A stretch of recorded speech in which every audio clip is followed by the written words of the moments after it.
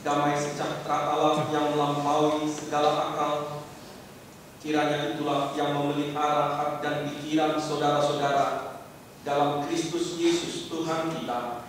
Amin.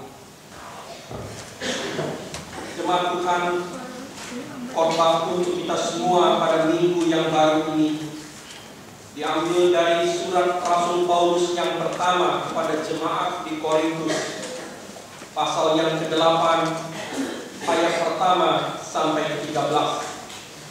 1 Korintus 8 ayat 1 sampai 13. Marilah kita baca berbalas-balasan.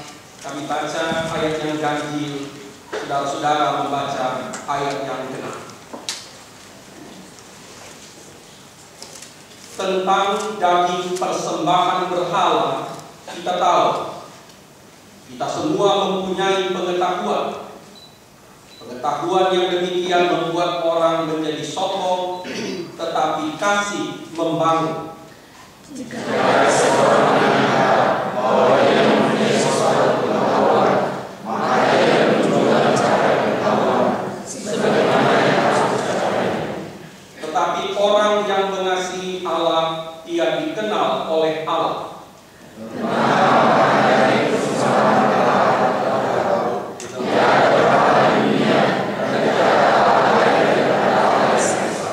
Sebab sesungguhnya ada apa yang disebut Allah, baik di sorga maupun di bumi, dan memang benar ada banyak Allah dan banyak Tuhan yang demikian. Namun bagi kita hanya satu Allah saja, yaitu Bapa, dan daripada satu sesuatu, dan yang kemudian dan satu Allah saja, yaitu Yesus Kristus, yang lainnya segala sesuatu telah dijadikan, dan yang karena Dia kita hidup. Tetapi bukan semua orang yang mempunyai pengetahuan itu. Ada orang yang karena masih terus terikat pada berhala-berhala, makan daging itu sebagai daging persembahan berhala, dan oleh karena hati nurani mereka lemah, hati nurani mereka itu dinodai olehnya. Maka dia membawa kita dekat kepada Allah. Kita tidak punya apa-apa, kalau tidak kemana, dan kita tidak lupa apa-apa. Tetapi jagalah supaya kebebasanmu ini jangan menjadi batu sandungan bagi mereka yang lemah.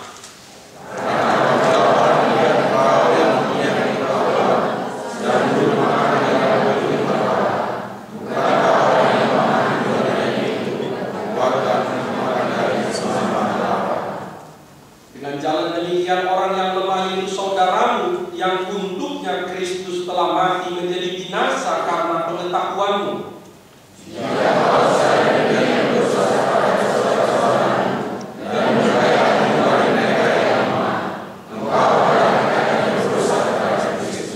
Karena itu, apabila makanan menjadi batu sandungan bagi saudaraku, aku untuk selama-lamanya tidak akan mau makan daging lagi, supaya aku jangan menjadi batu sandungan bagi saudaraku.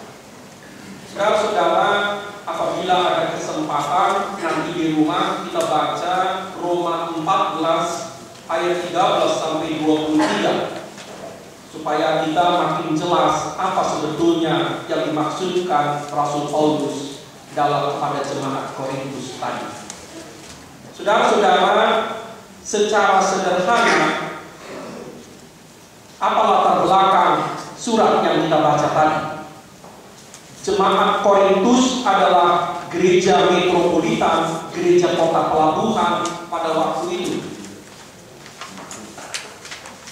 Gereja Korintus hidup di tengah-tengah masyarakat yang plural, yang majemuk, termasuk dalam hal agama dan keyakinan. Rupanya pada waktu itu daging-daging yang dijual di pasar lebih dulu dibawa ke kuil-kuil. Kemudian muncullah pertanyaan di gereja Korintus, apakah kita boleh membeli daging dari pasar dan memakannya? Sebab daging itu sebelum dijual, diperjualbelikan di pasar, lebih dulu dibawa ke kuil berhala.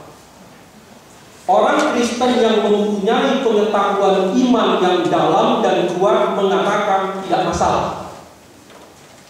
Walaupun daging itu dibawa ke kuil, tetapi Allah kita esa, hanya dialah satu-satunya Allah. Daging itu tidak berpengaruh apa-apa, silakan beli dan makan saja. Tapi tidak semua orang Kristen di Korintus berpikir seperti itu. Ada yang sangat keberatan memakan daging yang di pasar itu. Karena itu mereka berusaha tentu menyembelih ternak sendiri dan memakannya. Nah, kalau kita bawa ke dalam kehidupan nyata kita sekarang, pertanyaannya tentu, misalnya, seandainya ada saudara-saudara kita pada hari raya keagamaannya menyembelih ternak dan mereka membagikan dagingnya pada kita, bolehkah kita memakannya?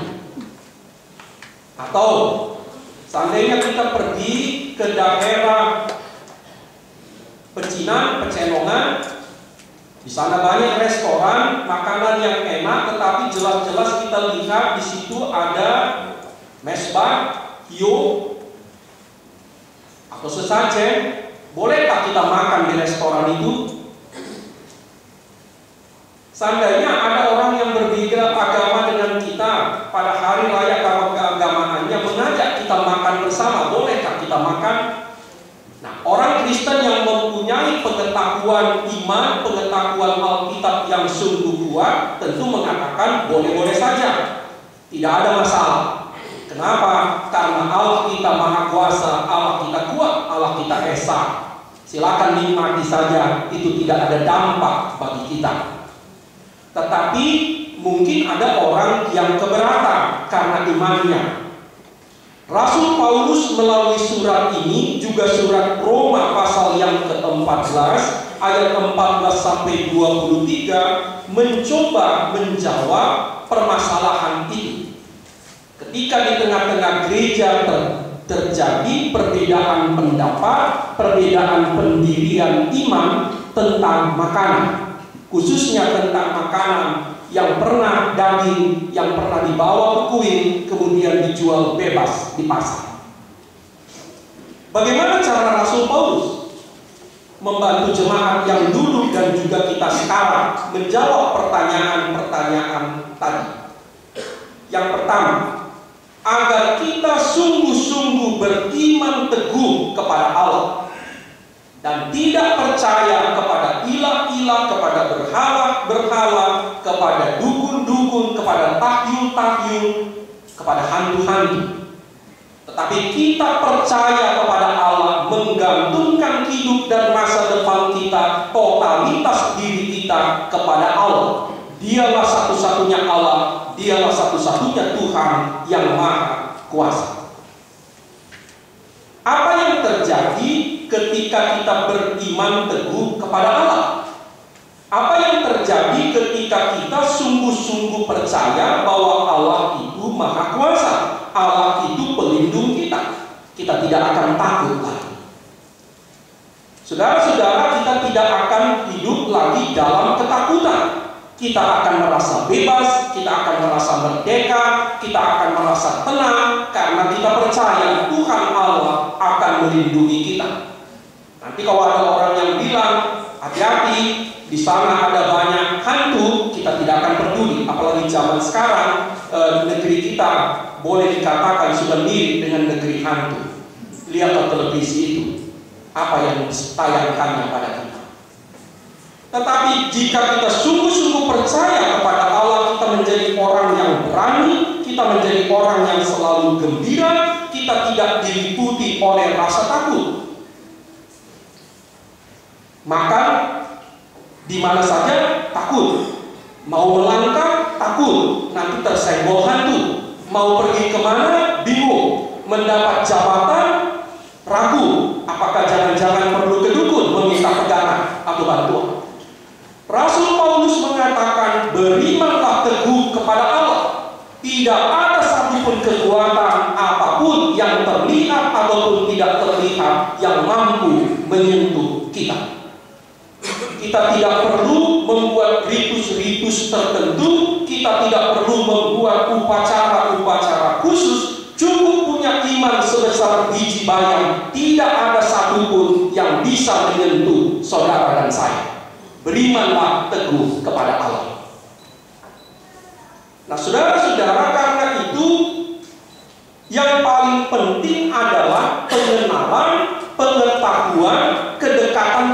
kepada Tuhan Allah.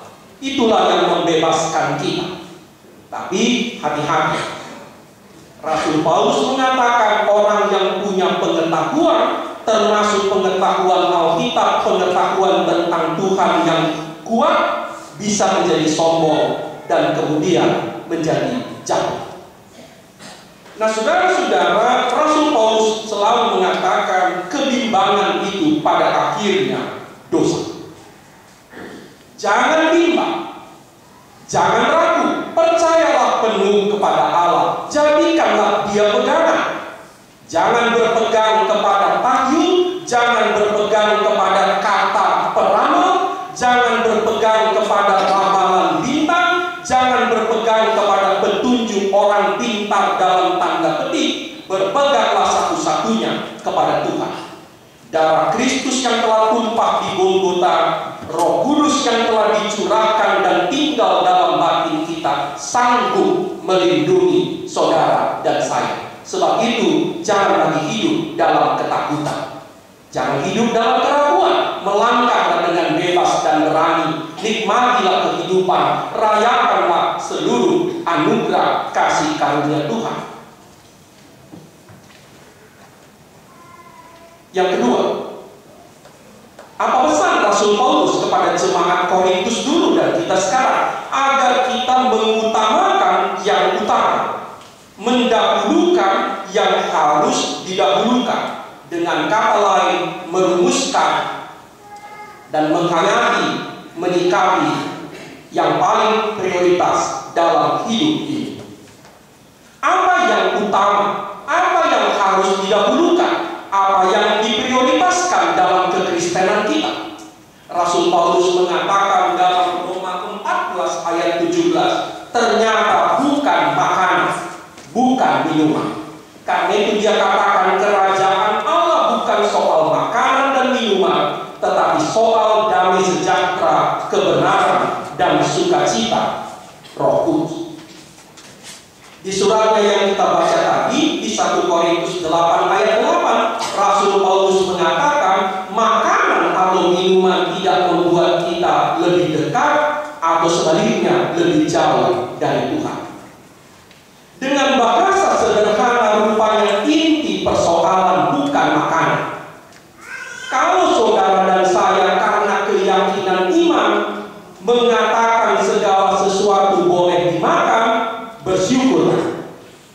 Tetapi kalau saudara dan saya karena hati nurani atau karena pertimbangan-pertimbangan tertentu memilih tidak makan di sembarang restoran, misalnya, bersyukurlah juga kepada Tuhan. Itulah yang dikatakan oleh Rasul Paulus. Kenapa? Karena di jemaat Korintus, jemaat itu menjadi saling menghakimi dan saling menghina. Itu juga yang terjadi di jemaat Roma. Orang yang merasa bebas memakan segala-galanya mengatakan kamu tidak kuat imanmu kepada orang yang tak mau makan. Tetapi sebaliknya, orang yang mempunyai pantangan, orang yang selalu menghindar, tidak sembarang makan, mengatakan kamu tidak benar kekristenan. Rasul Paulus mengatakan inti utama kekristenan bukan soal makan, tetapi soal kebenaran, soal damai sejahtera dan sukacita oleh Roh Kudus. Kita ambil contoh lain yang lebih dekat pada kita. Sebagian orang Kristen sampai sekarang ada yang mengharamkan memakan daging bercampur darah. Tetapi sebagian lagi, dan mungkin sebagian besar yang hadir di ruangan ini, mengatakan itulah justru yang paling enak. Saudara-saudara, baiklah kita camkan, tidak ada hubungannya makanan dengan iman secara langsung. Siapa yang mau menikmati makanan bercampur darah yang kita sebut saksa, bersyukurlah pada Tuhan. Walau hati-hati jangan makan terlalu banyak. Tetapi orang yang mengatakan tidak mau, juga jangan dipaksa. Biarlah mereka memegang keyakinannya dan tetaplah juga bersyukur kepada Tuhan Allah. Nah, saudara-saudara, dengan kata lain, iman Kristen itu menjadi iman yang sangat progresif rupanya. Persoalan wacana dalam kekristenan bukan lagi soal fisik, tetapi diangkat, digeser ke tingkat yang lebih dalam menjadi soal psikis, soal kejiwaan, soal kerohanian. Nah, kita bisa ambil contoh-contoh lain. Bagaimana gereja, bagaimana orang Kristen seringkali jatuh hanya dalam perdebatan atau pertengkaran soal-soal fisik, soal-soal penampakan, penampilan luar. Kalau kita terjemahkan dengan bahasa kita sekarang, kerajaan Allah itu bukan soal pakaian. Kerajaan Allah itu bukan soal makanan. Kerajaan Allah itu bukan soal penampilan, tetapi soal kebenaran, damai sejahtera, sukacita Roh Kudus. Kita ambil yang lebih khas HKBP ayat ini misalnya. Berdasarkan ayat ini kita bisa katakan, bagi orang yang ingin datang ke gereja menyembah Tuhan dengan pakaian seindah-indahnya, silakan, bersyukurlah. Tetapi sebaliknya bagi orang yang ingin menyembah Tuhan justru dengan pakaian yang paling sederhana, juga silakan, bersyukurlah pada Tuhan. Kenapa? Karena mode atau pakaian bukan inti dari kekristenan kita. Saudara-saudara, karena itu kita hati-hati supaya kita tidak menjadikan soal-soal yang sepele, soal-soal teknis, soal-soal penampakan luar menjadi inti dari wacana, dari perdebatan, dari percakapan kita dalam kekristenan. Yesus mengatakan dalam Matius 15 ayat 18, sebetulnya yang membuat orang najis bukan apa yang dimakannya, tetapi apa yang dikeluarkannya dari maaf mulutnya. Dengan kata lain, perkataan. Jadi yang membuat kita najis katanya bukan apa yang kita makan, tetapi perkataan yang keluar dari bibir, dari mulut kita. Kata Tuhan dalam Matius 15 ayat 18. Nah, karena itu saudara-saudara, ini juga suatu teknik yang sangat piawai dari Rasul Paulus menyelesaikan perbedaan kepelbagaian di tengah-tengah kehidupan.